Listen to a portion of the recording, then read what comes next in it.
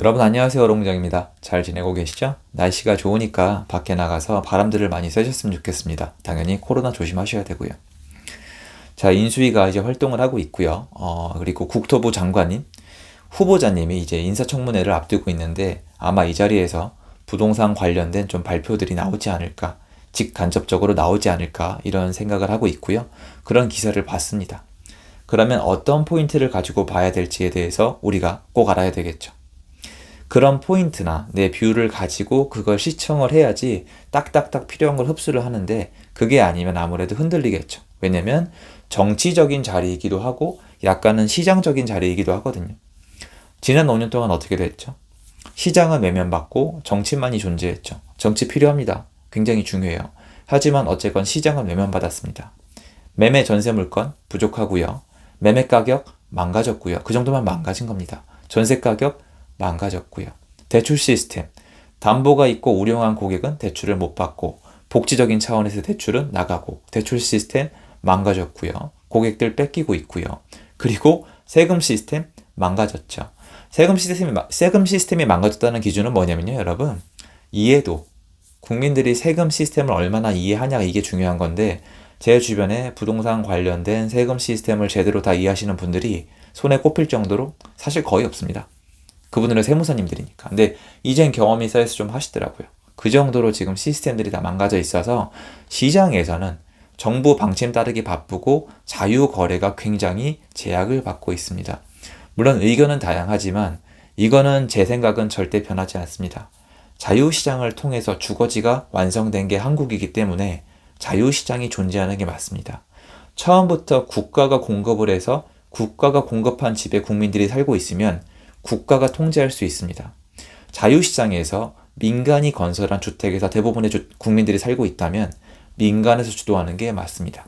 물론 국가가 부작용은 통제하고 뭔가 범죄를 저질렀으면 처벌을 해야 되고 뭔가 통제할 건 통제해야 되겠지만 자유시장을 멀리하면은 5년 동안에 일어난 일이 반복될 수밖에 없습니다.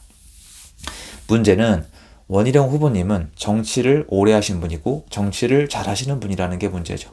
무슨 말이냐? 이번에도 앞으로 있을 지방선거, 총선, 그리고 대선 때 지지율의 약간의 격차 때문에 정치적인 부분을 아무래도 제외할 수 없을 것 같습니다. 그 반증으로 인수위에서 부동산에 대한 의견이 또 속도 조절, 신중론 이런 게 나오고 있습니다. 오해하실까봐 말씀드리지만 저는 그런 거 상관없습니다. 어느 쪽으로 가든 맞춰서 가면 됩니다. 왜냐하면 수요와 공급은 이미 망가져 있기 때문입니다. 많은 분들이 약간 눈앞에 있는 거에 반응을 하시죠. 예전에 저도 그랬고 대부분의 사람들이 그렇습니다. 그냥 눈앞에 있는 거에만 반응을 합니다. 지금 시장은 어떻다, 이건 어떻다. 하지만 시장의 근본적인 요소를 파악했을 때 앞으로의 방향은 생각보다 명확하다는 게 제 의견입니다. 자, 그럼 청문회에 가서 원희룡 후보님은 어떤 얘기를 주로 할까요? 그리고 지금 시장에 필요한 발표는 뭘까요? 이 두 가지만 비교해 보면은 나중에 청문회 결과에 따라서 부동산 정책이 앞으로 어떻게 흘러갈지에 대해서 우리가 유추해보고 약간 어느 정도는 대비를 할 수가 있겠죠. 아마 제 예상에 청문회에서 만약에 부동산 관련된 대책이 나온다면은 공급 대책, 그리고 세금 완화 대책, 그리고 대출 완화 대책 이런 것들이 있을 겁니다. 특히 세금은 아마 1가구 1주택에 대한 과도한 세금을 줄여주는 방향으로 가겠죠. 그리고 공급 안에는 호재, GTX가 좀 포함되지 않을까 싶습니다. GTX를 빨리 완성해주겠다. GTX를 좀 더 많이 만들어줄 수 있는 방향으로 고려해보겠다. 신도시를 빨리 만들겠다. 서울의 재개발 재건축을 빨리 해주겠다. 그리고 부동산 공급을 정말 많이 잘 밀어붙이겠다. 그리고 1가구 1주택은 세금을 줄여주겠다. 이쪽으로 갈 가능성이 높습니다. 왜 그럴까요? 저는 논리적인 추측이라고 생각을 하는데요. 지금 정치적인 면이 중요해졌다고 말씀을 드렸죠. 한국에 가장 많은 게 뭐죠? 무주택자와 1주택자입니다. 바꿔 얘기하면은 임차인과 1주택자가 제일 많습니다. 이분들이 좋아하는 걸 해야 돼요. 이분들이 좋아하는 게 뭘까요? 1주택자는 뭐가 있을까요? 맞습니다. 다주택자 양도세 유예 같은 거는 양도세 중과 유예는 필요가 없어요. 세금을 감면해주면 됩니다. 세금을 내려주면 돼요. 1가구 1주택 비과세 어떤 기준을 낮춰주거나 아니면은 세금, 종부세 같은 걸 낮춰주면 되는 것이고요.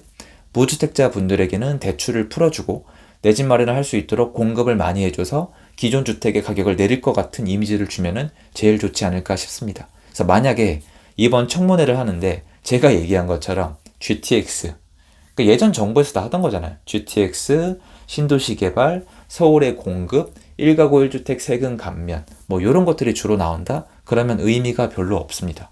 왜냐면 전부 다 이미 있던 거고 전부 다 계획이기 때문입니다. 지금은 절대 계획이 중요한 게 아닙니다. 제가 약간 이거는 주제 넘는 발언인데 지금 인수위에서 부동산 시장이 어떤 꼬라진지 잘 모르시는 것 같습니다. 저는 굉장히 심각해 보이는데요. 여러분들은 이 생각을 하실 거예요. 안 심각하던데, 내려가던데, 좀 주춤하던데 라고 말씀을 하시는데 여러분들이 망각의 동물이기 때문에 그러신 거예요. 이러다가 매번 왈칵왈칵 뒤집어졌습니다. 왜? 수급이 안 맞으니까. 그래서 지금 보이지 않는 곳에서 여러 가지 마찰음이 나고 있고요. 서울 월세 시장만 나가보세요. 이거 하나면 끝나요, 여러분. 서울 월세 시장 나가시면 오르고 있거든요. 많이 올랐거든요.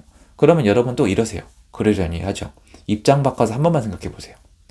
여러분 250만 원짜리 월세를 500으로 올려주고 싶으세요? 정말 그러고 싶으세요? 아니 그럴 자신이 있으세요? 무슨 말이냐면 올려주고 싶어서 올리시는 분 한 분도 안 계시고요.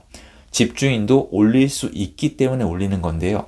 그 이유는 물건이 부족하기 때문이고요. 그래봤자 그 돈 다 세금으로 나갑니다. 완전 시스템이 바뀌어져 있거든요. 그러면 만약에 국토부 장관 후보님이 어떤 얘기를 하면은 좀 약간 여러분이 귀 기울여 드려야 될까요? 맞습니다. 지금 현재 시장에서 코앞에 제일 직면한 큰 문제는 전세 월세 시장의 안정이에요. 왜 그럴까요? 간단합니다. 집값이 너무 비싸요. 집값이 너무 비싸면 전 월세 시장으로 가면 그만입니다, 여러분. 늘 말씀드리잖아요. 집을 꼭 사야 된다, 집을 안 사면 바보다, 이게 아니라 제일 좋은 초이스를 하자고요. 어차피 집 필요하시죠? 월세, 전세, 매매 중에 골라야 되죠. 근데 전월세가 올라가고 있다면 매매 시장을 자극할 텐데 내가 그 전월세를 택한다면 매매 시장을 자극하는 요소로 작용을 하고 매매 차익도 못 누리고 나중에 올라간 전월세를 내가 다 때려 맞아야 됩니다. 물론 그 기간이 4년이란 것밖에 차이가 없고 운이 좋아야 4년이지 집주인 잘못 만나면 2년에 쫓겨나신 분들 지금 많이 있습니다. 그러면 어떻게 돼야 할까요? 매매가가 비싸서 당장 매매가를 못 잡을 거면 다주택자 양도세 면제 같은 말도 안 되는 파격적인 혜택으로 물건을 쏟아지게 할 자신이 없으면 전 월세 시장을 잡아줘야 돼요. 전 월세 시장을 잡으려면 어떻게 하면 될까요? 다주택자를 만들어내는 거 외에는 여러분 방법이 없어요. 국가가 집을 사서 전세를 놓으시거나 아니면은 민간에서 다주택자가 집을 사서 전세를 놓기 편한 환경을 만들어줘야 되는데 지금 그 시스템이 철저하게 완전히 망가져 있습니다. 일단 취득세에서 막히고요. 보유세도 문제고요. 양도세도 문제입니다. 이제 양도세 겨우 건들려고 하고 있는데 이것도 부분적으로 조건적으로 건드리고 있습니다. 그러면 아무래도 시장의 그 효과도 제한적일 수가 있겠죠. 그래서 제가 봤을 때 이번 청문회에서 만약에 발표 내용이 다주택자를 더 많이 만들어내고 건설사가 집을 편하게 지을 수 있게 해주는 방향이면은 제일 가치가 있지 않을까 싶습니다. 지금은 두 가지가 제일 중요합니다. 전월세 시장의 안정과 신규 공급의 원활함인데 여러분 둔촌주공 보셨죠? 둔촌주공 아파트 사태가 둔촌주공 하나에서 끝나면 참 다행인데 만약에 연속적으로 이어지면 어떻게 될까요? 지금 이미 다른 건축 현장들에서 눈치를 보고 있습니다. 뭐가 제일 큰 문제일까요? 많은 분들이 제가 둔촌주공 사태에 대해서 제 의견을 너무 많이 피력한다고 말씀을 하실 수가 있는데 여러분 저는 둔촌주공 조합원분들이랑 건설 현장에 일하시는 분들을 다 만나고 얘기를 해본 사람이에요. 뭐가 제일 큰 문제일 것 같으세요? 분양가라니까요. 다른 얘기를 할 필요가 없어요. 다른 얘기를 하면서 컨텐츠를 만들 뿐이고 분양가 마음대로 하게 해주면 다 해결됩니다. 왜냐? 이건 이 문제예요. 시공사는 돈을 받고 싶죠? 문제를 정리해 볼까요?